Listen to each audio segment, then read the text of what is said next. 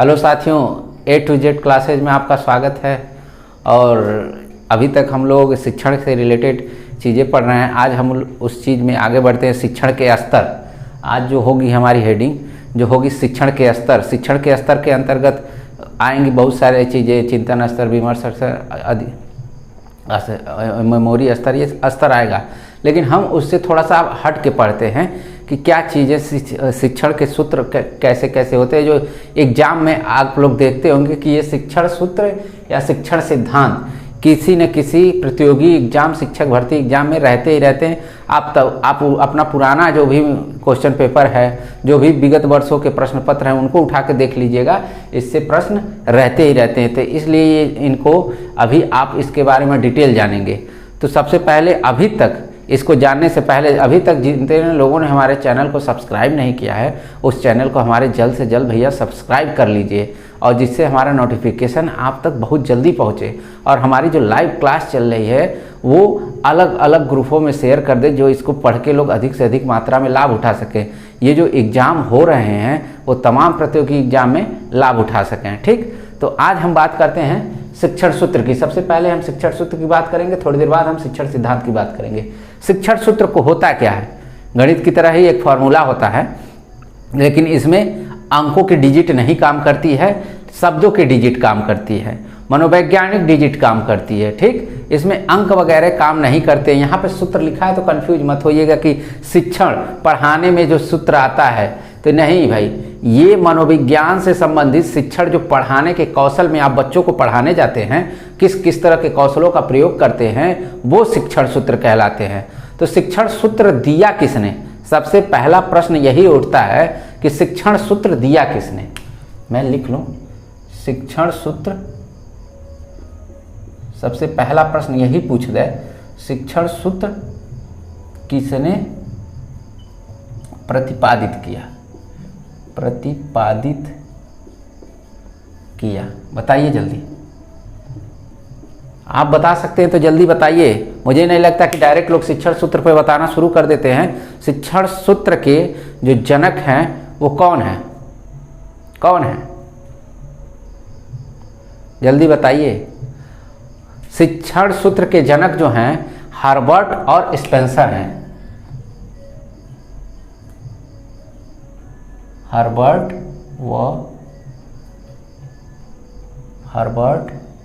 व स्पेंसर। भाई हर्बर्ट एवं स्पेंसर को क्यों हम शिक्षण सूत्र का जनक मानते हैं? क्योंकि सबसे पहले हर्बर्ट और स्पेंसर ने ही शिक्षण विधि दी थी। सबसे पहले शिक्षण विधि दी थी। उन्हीं शिक्षण विधियों को हम बाद में आगे चल के क्या मान लिए? शिक्षण सूत्र मान लिए। एक बार और सुन लीजिए, हर्बर्ट और स्पेंसर ने अपनी एक शिक्षण विधि दी थी, जो आगे चल के वो शिक्षण सूत्र में तब्दील हो गया। इसीलिए कहा जाता है कि शिक्षण सूत्र को किसने प्रतिपादित किया, शिक्षण सूत्र के जनक कौन है? तो आप प्रश्न में उत्तर आप यही देखिएगा, हर्बर्ट व स्पेंसर। दो लोग हैं, हर्बर्ट स्पेंसर नहीं, हर्बर्ट व स्पेंसर मैंने लिखा, दो व्यक्ति हैं। इन्होंने ही शिक्षण सूत्र का प्रतिपादन किया, इन्हीं को जनक माना जाता है। सबसे पहले प्रश्न यही बताएगा, और कोई आपको ये चीज़ें नहीं बताएगा कि इसके जनक कौन है। आप तमाम यूट्यूब चैनल उठाइएगा, देखते रहिएगा, तमाम कोचिंगों में आपने पढ़ा होगा, अन्य टीचर जो आपको पढ़ाते होंगे उनसे एक बार पूछिएगा, देखिए ये चीज़ें बता सकते हैं? तो मैं कह सकता हूँ कि शायद नहीं। ठीक, कि वो बता पाएंगे कि शिक्षण सूत्र के जो जनक कौन है। ठीक, अब आप शिक्षण सूत्र कितने प्रकार के होते हैं भाई? आप कहेंगे बहुतायत प्रकार के होते हैं। तो बहुतायत प्रकार को कितने रूपों में विभाजित किया गया है? शिक्षण सूत्रों को कितने रूपों में विभाजित किया गया है? दो रूपों में ओनली। कौन कौन से? पहला है आगमन, इसका नाम सुने हैं। दूसरा है निगमन।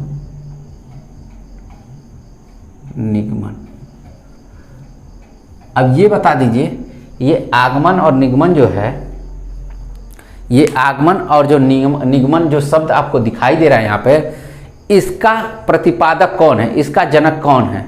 किसको आगमन और निगमन का प्रतिपादक या जनक माना जाता है? जल्दी बताइए। आगमन और निगमन का जनक किसे माना जाता है? तो आप कह सकते हैं अरस्तु। अरस्तु का नाम सुने हैं? अरस्तु, इसको अफलातून भी कहते थे। ठीक, अफलातून मूवी वगैरह देखे होंगे तो अफलातून इसी को कहा जाता था, अरस्तु को ही अफलातून कहा जाता था, क्योंकि ये भटक भटक के एक जगह स्थिर होकर काम नहीं करता था, भटक भटक के काम करता था, इसलिए अफलातून कहा जाता था। तो इस जो शिक्षण विधि दिखाई दे रही है, आगमन और निगमन, इस आगमन विधि कह सकते हैं, आगमन विधि, इसको निगमन विधि। आगमन और निगमन विधि कहा जाए कि प्रतिपादक कौन है, तो आप कहेंगे अरस्तु। मैं इधर से डैश कर देता हूँ, इसका भी यही है और इसके भी यही है। एग्जाम में पूछा जाए तो कोई कंफ्यूजन आपको न हो। तब आगमन क्या होता है, सबसे पहले ये जान लेते हैं कि आगमन विधि होती क्या है। आगमन मीन्स उदाहरण, आप आगमन कहिए या उदाहरण पहले कहिए। आगमन मीन्स उदाहरण, निगमन मीन्स नियम। आप एक ट्रिक के माध्यम से इस चीज को पकड़ सकते हैं। यहां देखिए नी लिखा है ना, नी लिखा है ना, तो नियम कैसे लिखा जाता है, ऐसे ही नियम लिखा जाता है ना। देखिए नी बन रहा है ना, इसका पहला शब्द पकड़िएगा, नियम, यानी जो नियम में प्रयोग होगा वो निगमन कहलाएगा। और जो ऊ देखिए दिख रहा है ना, उदाहरण कैसे लिखता है, ऐसे ही बनता है ना। तो ये देखिए इस तरह के ट्रिक से आप इस चीज को पकड़ सकते हैं, कोई कंफ्यूजन नहीं होगा आपको। ये वर्ड देखिएगा, ऊ ऐसे बनता है और आ ऐसे बनता है, ये दोनों एक तरह से सिमिलरिटी है। नियम में देखिए नियम का पहला वर्ड और निगमन का पहला वर्ड क्या है, सेम है ना। तो इससे अब आगमन और निगमन में आपको कोई कंफ्यूजन नहीं होगा। आगमन मीन्स क्या होता है, उदाहरण, निगमन मीन्स पहले नियम, यानी जो उदाहरण से नियम बताए जाए या नियम से उदाहरण बताए जाए, ये आगमन और निगमन विधि होती है। पहले उदाहरण जिसमें बताया जाएगा, बाद में नियम, वो आगमन विधि होगी। जिसमें पहले नियम बताया जाएगा और बाद में उदाहरण बताया जाएगा, वो निगमन विधि होगी। ठीक, यहां तक कोई कंफ्यूजन नहीं, क्लियर एकदम। ठीक, अब बात करते हैं कुछ शिक्षण सूत्रों की। एग्जाम 2018 का जो टेट आया था, उसमें उठा के देखिएगा कि उसने सूत्रों को ही दे दिया था, शिक्षण सूत्रों को ही, कि कौन इसमें से नहीं है। एक देखिएगा बारीकी मिस्टेक होगा, उसमें आपका उत्तर गलत। बारीकी में क्या, पलट के रखेगा, आप जानेंगे कि इसका उल्टा होता है, इसका सीधा होता है। बस एक चीज उसने नहीं पलटा, बाकी वही उत्तर सही हो गया। बाकी अपने हिसाब से तो चारों का चारों सही था, लेकिन बस एक चीज उसने पलट के नहीं रखा था, क्या शिक्षण सूत्र इसमें नहीं है, बस वही रखा था। अभी मैं आगे बात करता हूं उसका, पहले मैं एक एक शिक्षण सूत्रों की बात कर लेता हूं। पहले क, विशिष्ट से सामान्य, सामान्य की ओर, विशिष्ट से सामान्य की ओर, ये पहला सूत्र हो गया आगमन का। ठीक, दूसरा ख कह सकते हैं, ज्ञात से अज्ञात की ओर, ज्ञात से अज्ञात की ओर। तीसरा कह सकते हैं मूर्त से अमूर्त की ओर।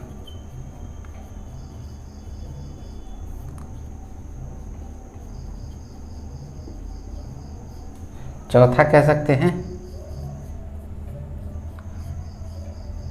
प्रत्यक्ष से प्रमाण की ओर। ये सारा ध्यान दीजिएगा, क्योंकि एग्जाम में बस पलट के रखता है और आप कंफ्यूज हो गए कि क्या है क्या सही है। अनिश्चित से, ये एक नंबर फिक्स है, ये एक नंबर फिक्स है, बस छोटा सा देख लीजिएगा, हो जाएगा आपका एक नंबर।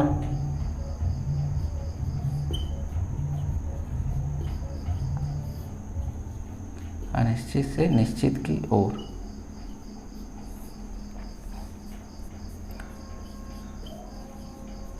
विश्लेषण से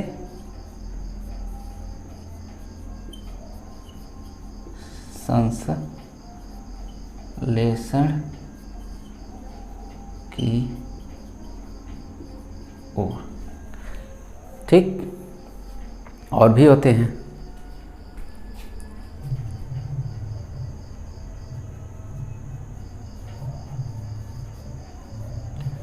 स्थूल से सूक्ष्म की ओर, स्थूल से सूक्ष्म की ओर। ठीक, ये सारे क्या हुए? शिक्षण सूत्र हुए। किसके हुए? आगमन विधि के। ये ध्यान रखिएगा, पलट के रख देता है, आपसे पूछता है इसमें से कौन सा आगमन विधि है, तो आप कंफ्यूज हो जाते हैं कि विशिष्ट से समान है, कि अज्ञात से ज्ञात है, कि अमूर्त से मूर्त है, कि प्रमाण से प्रत्यक्ष है, क्या है। तो इन सारी चीज़ों को आप ध्यान से एक बार देख लीजिए, बहुत ध्यान से देखिए, क्योंकि कटना नहीं है, आना ही आना है। इसलिए मैं सारे का जितना भी आने वाला है मैं सारे को लिख दिया हूँ, और कोई कंफ्यूजन नहीं होगा आपको कि ऐसे कोई ऐसा कोई है ही नहीं चीज जिसमें से प्रश्न ना आए। ठीक, तो ये अब मैं एक एक की व्याख्या कर लेता हूँ कि विशिष्ट से सामान्य की ओर क्या होता है। भाई विशिष्ट मतलब आप अलग अलग तरीके से सिखाना पसंद करते हैं और उसको एक सामान्य मतलब नियम में जोड़ देते हैं। जैसे हम कह सकते हैं विशिष्ट, राम घर जाता है में राम किस प्रकार की संज्ञा, बच्चा क्या होता है?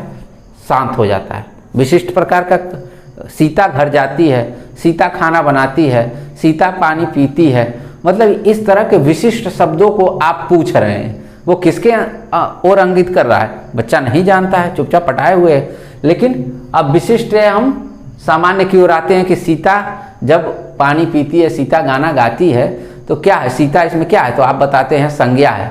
पहले उदाहरण आपने बताया, फिर उसका नियम आपने बता दिया। सबसे पहले उदाहरण, सीता खाना खाती है, सीता गाना गाती है, सीता घूमने जाती है, तो सीता इसमें क्या है? तो सीता आप बताते हैं संज्ञा है हिंदी के वर्डों में। तो संज्ञा के इस रूप में आप फिक्स करते हैं, इस रूप में। यानी बहुत सारी चीज़ें हमने विशिष्ट रूप से पूछ ली और बाद में उसका नियम के थ्रू उसका सत्यापन हमने कर दिया। ठीक, अब दूसरे की बात करते हैं, ज्ञात से अज्ञात की ओर।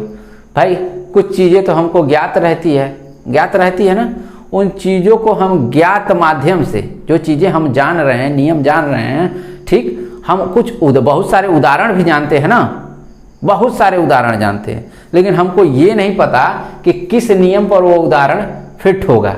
आप वाच्य पे जाएगा, संज्ञा पे जाएगा, सर्वनाम पे जाएगा, क्रिया पे जाएगा, विशेषण पे जाएगा, अव्यय पे जाएगा, किस पे जाएगा मुझे नहीं पता। तो ये क्या होता है, बहुत सारी चीज़ें हमको ज्ञात रहती है, लेकिन ये नहीं पता होता है कि जो चीज़ें हमको ज्ञात है वो किस नियम पर फिक्स होगी। जब सर आपके टीचर आपको पढ़ाते हैं कि कहते हैं कि कुछ एक वाक्य बोलो, कोई शब्द बोलो, तो आप उसके हिसाब से बोलते हो, तो वो कहते हैं कि ठीक है, ये वाक्य जो बोले वो इस सूत्र के अंतर्गत आता है, इस विधि के अंतर्गत आता है। वो क्या है? अज्ञात थी आपके लिए, अब क्या हो गई? ज्ञात हो गई। अभी तक बहुत सारी चीजें आप जानते थे, लेकिन उसका नियम नहीं जानते थे कि वो चीजें किस नियम पर फिट हो रही हैं। अब बात करते हैं मूर्त से अमूर्त की ओर। बहुत सारी चीजें आपको सीधी सीधी रूपों में दिखाई देती है ना, तो वो किस रूप में है? मूर्त रूप में। यह एक पेन है, पेन के बारे में पूछ लिया गया। ये एक व्हाइट बोर्ड है, इसके बारे में पूछ लिया गया। ये किस रंग का है? तो आप कह सकते हैं काले कलर का, ब्लैक कलर का है। ये किस है? सारी चीज़ें हमको दिखाई दे रही हैं, तब हम वो चीज़ें आपसे बोल रहे हैं। अब हम सोच विचार करते हैं कि किस नियम के अंतर्गत ये काला कलर बना होगा, किस नियम के अंतर्गत ये व्हाइट कलर, किस नियम पर ये पेन काम कर रहा होगा, किस सिद्धांत पर ये विधि काम कर रही होगी। ये सारी चीज़ें आपके दिमाग में वो चीज़ें सोच रहे होते हैं, विचार कर रहे होते हैं, कार्य कर रहे होते हैं। ठीक, तो ये प्रत्यक्ष हो गया, मूर्त हो गया। और अमूर्त आप सोच रहे हैं, विचार रहे हैं, वो कार्य कर रहे हैं। अब बात करते हैं प्रत्यक्ष से प्रमाण की ओर।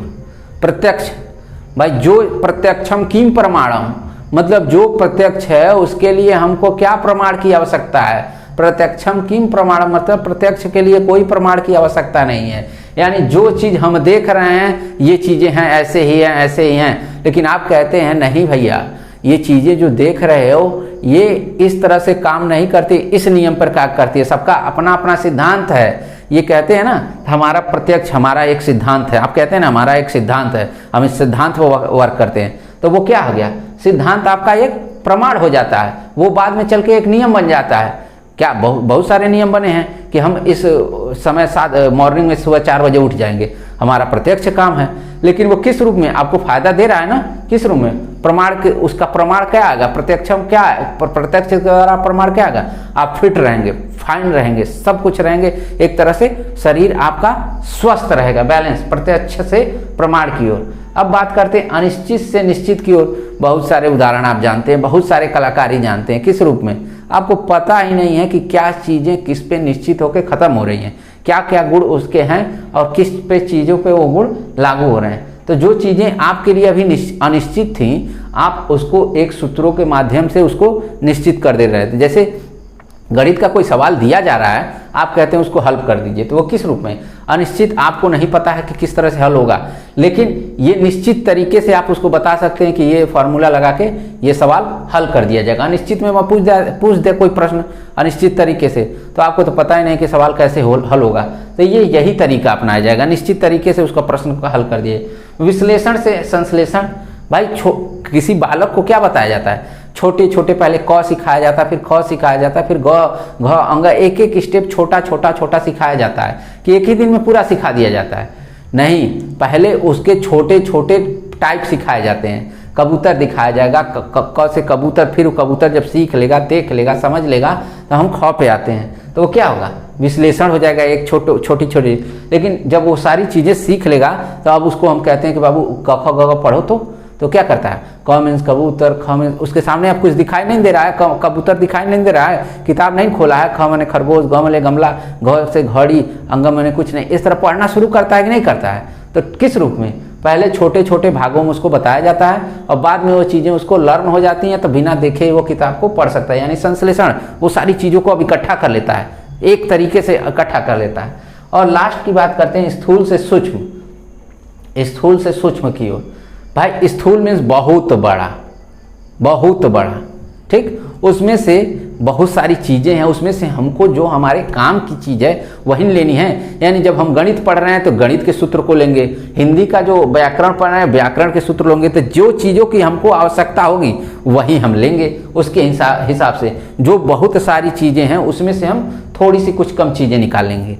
अब पूछा क्या था 2018 वाले टेट में, 2018 यही पूछा था कि इसमें कौन से आगमन निगमन विधि है, ठीक ठीक। तो ये क्या किया था, इसको आगमन विधि पूछा था, यही पलट दिया था, अज्ञात को इधर ला दिया था, अज्ञात को इधर ला दिया था, ठीक। अब ये अज्ञात कोई शिक्षण सूत्र होता ही नहीं है, अज्ञात से ज्ञात की ओर शिक्षण सूत्र नहीं होता है। शिक्षण सूत्र सिर्फ यही होता है कि ज्ञात से अज्ञात की ओर, अज्ञात से ज्ञात की ओर शिक्षण सूत्र नहीं होता है। ये सिर्फ बताने के लिए, कहने के लिए समझ में होता होगा, लेकिन भाई किताबी नॉलेज कहा जाए तो अज्ञात से ज्ञात की तरफ शिक्षण सूत्र का कहीं व्याख्या नहीं है। ज्ञात से अज्ञात है तो यही पूछ लिया था, यही वाला उस ऑप्शन में दे दिया था, यहाँ अज्ञात यहाँ लिखा था, यहाँ ज्ञात लिखा था। सारे लोगों ने सुना था, सारे शिक्षण सूत्र ही सही थे एक तरह से, लेकिन वो कर नहीं पाए। अब बात करते हैं एक चीज और, आगमन विधि जो होती है ये मनोवैज्ञानिक विधि होती है, मनोवैज्ञानिक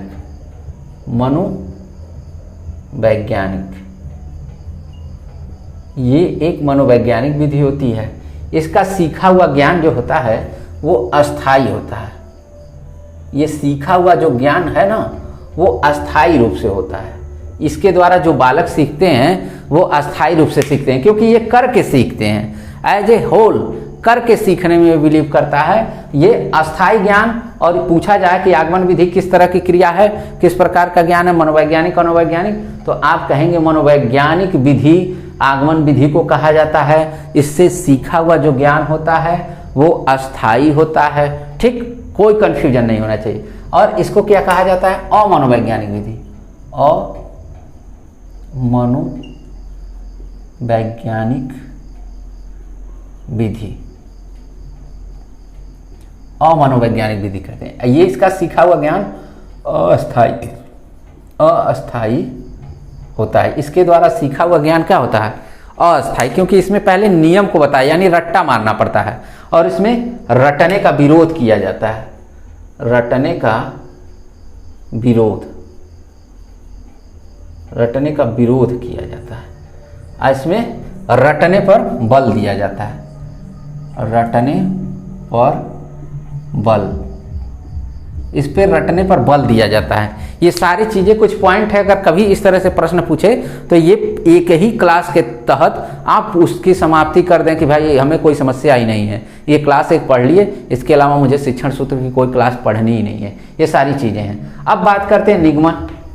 इसी को पलट देते हैं, इसी चीज़ को पलट देते हैं। जैसे सामान्य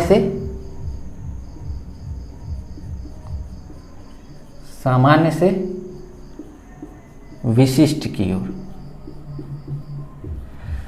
सामान्य से विशिष्ट की ओर।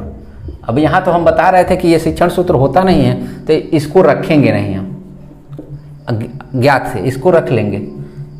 मूर्त से अमूर्त से मूर्त की तरफ, मूर्त की ओर। ठीक। ग होगा प्रमाण से प्रत्यक्ष की ओर, प्रत्यक्ष की ओर। निश्चित से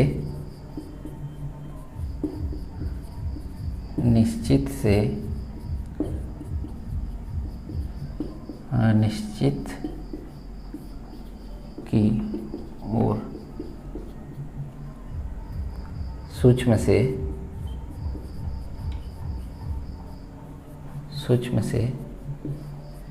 स्थूल की तरफ, स्थूल की ओर। मतलब ये चीज़ें, ये देख लीजिए संख्या में एक चीज़ें एक कम दिखाई दे रही होंगी। क्यों? क्योंकि हम अज्ञात से ज्ञात नहीं लिख सकते हैं। बाकी चीज़ों को हम पलट सकते हैं, एग्जाम में पलट के दे दे कि कौन आगमन है कौन निगमन है, तो आप इसी रूप में इस फॉर्म में कर सकते हैं। इसका उत्तर आप इस रूप में दे सकते हैं, पलट के उत्तर दे सकते हैं। ठीक। लेकिन आप कभी मत कहिएगा कि अज्ञात से ज्ञात की ओर, ये शिक्षण सूत्र की श्रेणी में नहीं आता है। और एक और चीज़ देखे होंगे आप, पूर्ण से अंश की ओर। ना मैं आगमन में लिख रहा हूं ना निगमन में, पूर्ण से अंश की ओर। यानी एक तरह से कहा जाए ना तो ये स्थूल से सूक्ष्म की ओर होता है। इसको किसने दिया था भाई? इसीलिए मैं इसको अलग लिखा हूं, क्योंकि ये सिद्धांत तो आगमन निगमन अरस्तु ने दिया था, लेकिन पूर्ण से अंश की ओर किसने दिया था? गेस्टाल्टवादियों ने,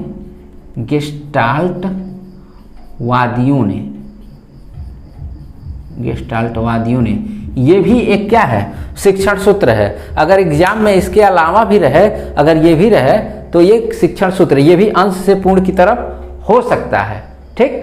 लेकिन ये चीज़ें अज्ञात से ज्ञात की तरफ नहीं हो सकती हैं। तो ये सारी चीज़ें अभी मैंने बताया कि इसमें पहले नियम बताया जाता है, बाद में उदाहरण। पहले कुछ भी क्लास में पढ़ाना हो तो उसके बारे में डिटेल बता दीजिए कि आज हम लोग ये चीज़ें इस तरह से पढ़ेंगे, नियम हो गया, तब जाके हम किताब को खोल के उसका उदाहरण वगैरह बताते हैं। पहले नियम बताएंगे फिर उसका उदाहरण। अमूर्त मतलब जो चीज़ें हम नियम के बारे में जानते हैं, पहले विचार करेंगे, बताएंगे कि न्यूटन ने ये नियम बताया, ये नियम इस तरह से किया, ये नियम हुआ। जब सारे सोच विचार के वो नियम बता देते हैं न्यूटन का, उसके बाद कहते हैं कि ये चीज़ें न्यूटन के नियम के अंतर्गत आती हैं। सेव जो ऊपर होता है वो नीचे ही गिरता है, वो किसके नियम के अंतर्गत आता है? न्यूटन के। पहले उसके नियम के बारे में बता देंगे, फिर उसके उदाहरण के बातें में। प्रमाण, आपको कहीं ना कहीं सिद्धांत प्रमाणित होके ही आते हैं, उस सिद्धांतों के बारे में हम प्रमाण बताते हैं और उसके बाद बताते हैं कि प्रत्यक्ष किस तरह से आप उस प्रमाण के माध्यम से कार्य कर सकते हैं। जैसे प्लास्टिक वाला गिलास आता था ना, ट्रांसपेरेंट वाला, उसको पानी रख के आग पर रखिए, ठीक, वो क्या होगा? ग्लास जलता नहीं है। तो ये क्या है? पहले से प्रमाण के द्वारा सिद्ध हो गया रहता है और आप उसको प्रत्यक्ष माध्यम से वो कार्य कर सकते हैं। ठीक। निश्चित जो क्रिया की गई है भाई, 2 दूना 4 ही होगा। ठीक। ये बताया गया है ना, 2 दूना 4, 2 चौको 8, 2 25 10, ये क्या चीजें हैं? निश्चित। अब आप उसमें 2 + 2 करिएगा तो भी 4 आएगा, 2 स्क्वायर 2 करिएगा तो भी 4 आएगा। तो तमाम चीजें उसका बना सकते हैं। ठीक। ये निश्चित 1 2 की जो पहाड़ा याद है उसके थ्रू 3 का पहाड़ा याद है, 10 का पहाड़ा, जो भी पहाड़ा आपको याद है एक तरह से याद है, और आप उसका अलग अलग तरीके से गुणा गुणनखंड भाग वगैरह कर सकते हैं अनिश्चित तरीके से। अगला है सूक्ष्म से स्थूल की ओर। आप एक नियम जो जानते हैं, मुख्य नियम जानते हैं, उस नियम से आप बहुत सारे उदाहरण बता सकते हैं। ठीक, संज्ञा जानते हैं, ये संज्ञा हो गई। संज्ञा के क्या होगा, बहुत सारे उदाहरण हो गए। नहीं, उसे राम घर जाता है, राम भोजन करता है, सीता गाना गाती है, इस तरह से सारी चीजें क्या हो गई, स्थूल हो गई। लेकिन संज्ञा यहाँ पे फिक्स है ना, वो संज्ञा के अंतर्गत ही राम आ रहे हैं, सीता आ रहे हैं, मोहन आ रहा है ना, तो क्या होगा, वो सूक्ष्म चीजें हैं, लेकिन उनसे आप राम को लेके आगे गाना गा रही है, खाना खा रहे हैं, भोजन जो भी एक तरह से कह सकते हैं आप कर सकते हैं, वो बहुत ब्रॉड लेवल पे आप उसके उदाहरण हो सकते हैं। लेकिन नियम संज्ञा के भाई एक ही रहेंगे, उसमें कोई तब्दीली नहीं होगी। नाम वस्तु स्थान को ही संज्ञा कहा जाता है। ये एक चीज़ें होंगे, उससे आप चीज़ें आगे पकड़ के बहुत सारी चीज़ें बना सकते हैं। अब यहाँ बात करते हैं एक लास्ट वाले की, पूर्ण से अंश की ओर। ये किसने दिया था, गेस्टाल्टवादियों ने दिया था भाई। किस सिद्धांत का, अरे भाई सूझ का सिद्धांत किसने दिया था, गेस्टाल्टवादियों ने ना।